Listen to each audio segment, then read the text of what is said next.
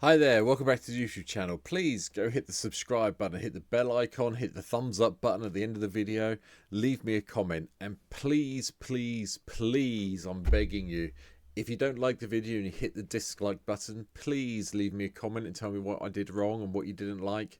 It's frustrating when I look at my YouTube stats and I see people have disliked a video and they don't leave me a comment and tell me why. I can take the criticism, let me have it, tell me what I've done wrong. I'm trying to make them better. Guidance would be good. So, and I know I speak too fast sometimes. I know that one already, but hey, that's just the way I ramble. So, anyway, that's enough of the pre-intro. Let's get on with the deck. You all know what the deck is today, and we're actually looking at the new commander that has an ability that's returning for the first time for a while. I think Theros Beyond Death was the last time we saw this ability. And the ability is Constellation, but the commander is obviously Calix, Guided by Fate, that's just come out with March of the Machine Aftermath. A 1 and a green and a white for a 2/2 legendary enchantment creature, human druid, and has Constellation. Whenever Calix, Guided by Fate, or another enchantment enters battlefield under your control, put a +1/+1 counter on a target creature. And whenever Calix or an enchanted creature you control deals combat damage to a player, you may create a token that's a copy of a non-legendary enchantment you control. Do this only once each turn. So there's two things going on here that I've tried to concentrate on in this deck. Firstly, we need auras. We need auras to put on creatures. But we also want to be able to copy non-legendary enchantments. Now, you could go down the normal enchantment route, but I've decided to go down the enchanted legendary, like Calix is a legendary enchantment creature. I've tried to go down the enchantment creature route as much as possible with this deck, just to try it out and see if it works. Now, I'm not saying in any shape or form this is going to be a good deck. Again, I think Calix is one of those cards that's going to see probably a lot of play in Standard, and I think at some stage someone is going to break it in Commander, but this is my starting point today. So, this is what today's deck looks like. But as is something become a little bit traditional with the Aftermath decks, just to give you a price idea, currently as I record this video, this version of Calix is sitting at $451.57, all 33.01 tickets on MTGO.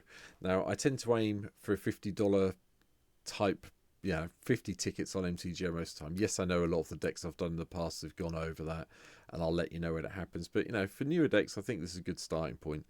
As usual, as I've been doing for the videos this week, I'll point out some of the changes you can make if you want to drop the price and play it in tabletop form in paper a little bit more. There is a couple of cards that are sort of like over $40 in the deck, and there's definitely one that's nearly $100. So dropping them out makes a big change. But when I get there, I'll tell them to you as we go along. So, mana, green and white lands all the way through.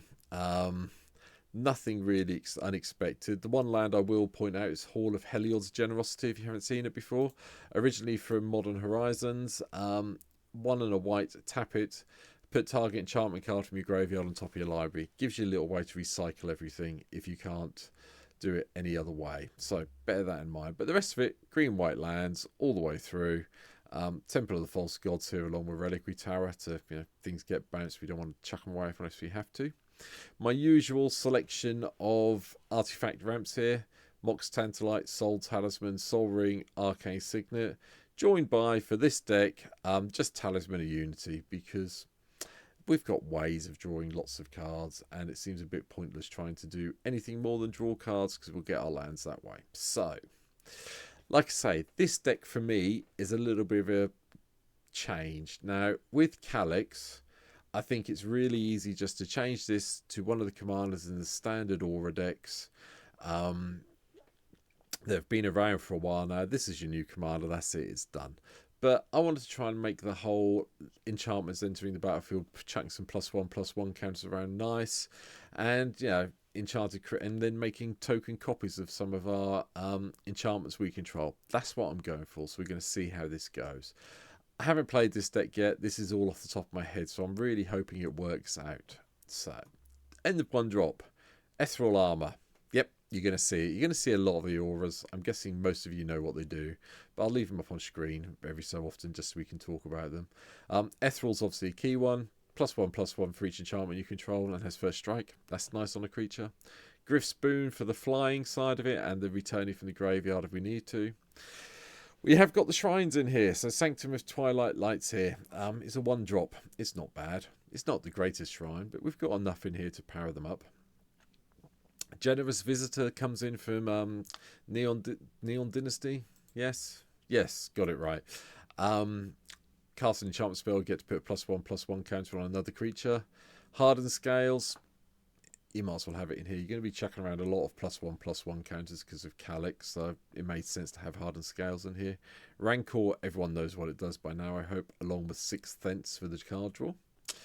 2 drops, All That Glitters is just +1/+1 for artifacts and enchantments, so, you know, makes a slightly better version of Ethereal Armor if you've got a lot of artifacts, but we haven't got many in the deck, but we've got lots of enchantments. Starfield Mystic, I expect you're expecting to see, reduces the cost of all enchantments by 1, and when one goes to the graveyard, you get to put a +1/+1 counter on the Mystic. Daxos is here, enchantment creature, gain some life, nice. Alpha Authority has hexproof and can't be blocked by more than 1 creature. Next one of the shrines, Ghost Shintai of Boundless Vigor, just so we can chuck some more +1/+1 counters around. Herald of the Pantheon, again, another way of reducing the cost of enchantments. You gain a life when you do the old enchantment bit. Kami of Transcendience, put some +1/+1 counters on it again, and when it dies, if an enchantment was put in the graveyard, you get to bounce it back to your hand, which is nice. Nessian Wanderer makes sure that when the enchantments hit play, you get to go and find the next land, so you're going through your deck. Sanctum Weaver from Modern Horizons 2. There you go. Add X of any one colour where X is the number of enchantments you control, so that helps us ramp quite significantly. Jukai Naturalist, again, reduces the cost of the enchantment spells. Sterling Grove means all our enchantments have Shroud. They can't be the target of anything. A little bit tricky, but we've got ways around it. Stithis is here. You know, cast an enchantment spell, you gain a life and draw a card. And that's a cast, doesn't mean it enters the battlefield. Remember, that's important. Signet Talisman I've spoken about. Ghostly Prism to keep us alive until we get there. Heliod, because we will gain some life, so we can get chuck some more +1/+1 counters around. Starnheim Corsair makes the spells cost less to gain. Imperial Armor. I remember this. I remember Weatherlight when it came out. That's how old I am. I played Weatherlight in Standard, so it gives you an idea. I like this card then. I like this card now. Nothing wrong with pumping it up with your cards in your hand. Messer Enchantress draws a card when we play cast the enchantment spells. Dryad makes sure we can play an extra land and always have the mana we need because it does every type on the lands. Another way of drawing cards with the Enchantress's presence. Hydra's Growth, the next aura. Put a +1/+1 counter on an enchanted creature, then double those +1/+1 counters. It actually works surprisingly well when you put this on something like the Corsair. You get a really big flyer really quickly. Anyway, next one of the shrines, Sanctum of Fruitful Harvest, just had some more mana. The champions here from Tessian, +1/+1 counter in the card draw.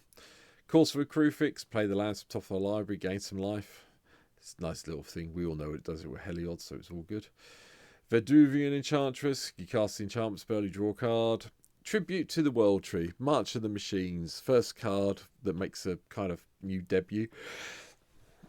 Because a lot of our creatures don't have power 3 or more, having this in play when we play them, you just get to chuck some +1/+1 counters around, and it's really nice. You know, especially if we manage to get Hardened Scales in play. You know, a 2 power creature comes in with 3 +1/+1 counters on it. It becomes a 5 power creature. Yes, please sign me up. Armadillo Cloak from back in the day, a way around the lifelink side of it, just makes you gain the life when you deal the damage. Satire Enchanter, cast an enchantment spell, draw a card. Anointed Processions here along with Parallel Lives, because we have token generators coming up. The first of which is the next of the White Shrine from Neon Dynasty. You get to create all those shrines, those spirit tokens for each shrine we control. The next shrine's here as well, Honden to gain some life. And Replenish. Drop this card if you want to build it in real life, unless you own one from Urza's Destiny. Sitting at $100, just under $100 at the moment, so it takes the price of this deck down significantly if you take it out. The first non-kind of enchantment creature is Ajani's Chosen, but that does give us cats when it comes into play, which kind of help a little bit. Likewise, Archon of Sun's Grace gives us Pegasi when we get an enchantment to come into play, so that's cool. Pattern of Rebirth just gets put on a creature that we're worried about, so that when it dies we can go and get another creature. Bear Umbra gives us a bit of the totem side of things, and it's quite nice because whenever this creature attacks, untap all lands you control. So you can cast a whole load of auras in your main phase, attack with a creature with this attached to it, untap all those lands, and cast a whole load more stuff. Nice. Eidolon of Blossoms, but this is different, enters the battlefield. So whenever this enters or an enchantment enters the battlefield, we do draw a card. Garruk Wildspeaker just helps us untap some of the lands and eventually hopefully do the -4. To give all our creatures +3/+3 and trample until the end of the turn, which is nice. Renata, Call to the Hunt, gives us a +1/+1 counter on each creature as it comes in.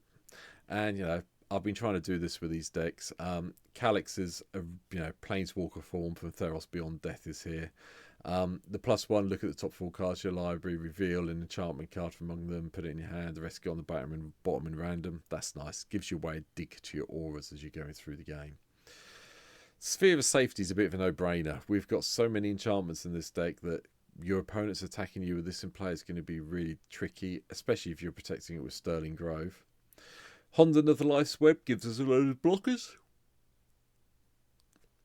Kamatra, God of the Harvests. I'm not convinced this has a home in here. I am tempted to take it out, but, you know, I needed something that was big and indestructible. With the amount of devotion we'll be able to generate, hopefully this will come into play. You know, when we cast some of the creature spells we've got, going and getting that forest or plains would really help. Mirari's Wake, pump all our creatures up, double our mana production from a land. Brilliant Restoration and Triumphant Reckoning are both here as well. These are sort of the cheaper replacement versions for Replenish. And it gives you a way to bring back everything that's gone in the graveyard. And with the enchantment creatures we have and the auras, it's a nice way to bring them all back if things have gone a bit pear-shaped for you. I've left Nylea's Colossus in here as another constellation trigger. You get to double a target's creature's power and toughness until the end of turn. Zendikar Resurgent, whenever we cast a creature spell, we get to draw a card, and we get to double up the add 1 mana of any type of land could produce. So, you know, tap a plains, get 2 white. Cool. Nyxbloom Ancients also here. Couldn't resist it. It's an enchantment creature. It's a 7 mana 5/5 for trample, but you know, you tap a permanent, you triple whatever it produces.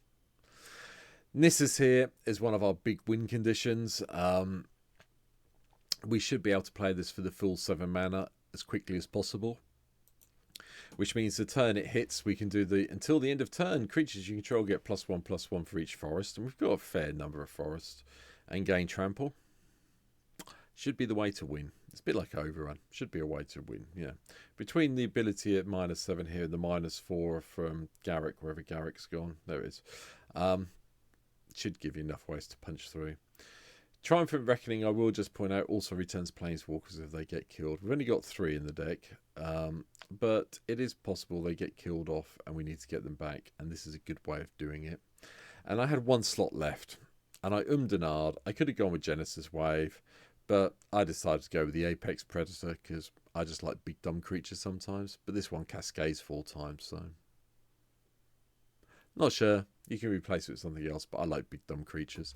But it is one of the creatures you could replace and save some money. Sorry, having a yawning fit. That's why the video looks a bit disjointed. Because if you want to save some money, Nylea's Colossal, Nyxbloom Ancient, and Apex Devastator. Taking those 3 cards out saves you $50. So, you know, along with Anointed Procession and Parallel Lives coming out will save you nearly, well, $90 basically. And Temple Gardens in here as well. That'll save you another 15. So just taking them out saves you a significant amount of money. And puts it probably in a really good budget range. Are they needed? Parallel Lives, Anointed Procession, maybe the deck is better with them. And as commander players, I would suggest picking them up at some stage if you want to build it in paper. As I say, on MTGO, it's not too bad at all. The only real ones that are expensive are Heliod the Suncrown, Dryad of Elysian Grove, Overgrown Farmland, and Triumphant Reckoning, depending which version of it you pick up. Some versions are cheaper than others. So it's fairly there. But anyway, that is my take on Calix, guided by fate. I think it's another deck that is very similar to decks we've seen before. Yes, it would have been nice to see something a bit different for Calix, but you know, we're dropping the Planeswalker spark off all these Aftermath Legends people. We're going back to what they did originally, and you know, Calix did play around with enchantments, so it makes sense they've gone back down that road. Anyway, I hope you've enjoyed the video today. Like I say, hope you've hit the subscribe button. Leave me a comment, tell me what I've missed. Tell me what you didn't like, please, if you didn't like the video. I really need to know. And I'll see you all in the next video. Take care. I'll see you soon. Unless you come and see me on Twitch, I'll be streaming. Come and find me, come and play a game, and I'll see you later. Take care. Bye.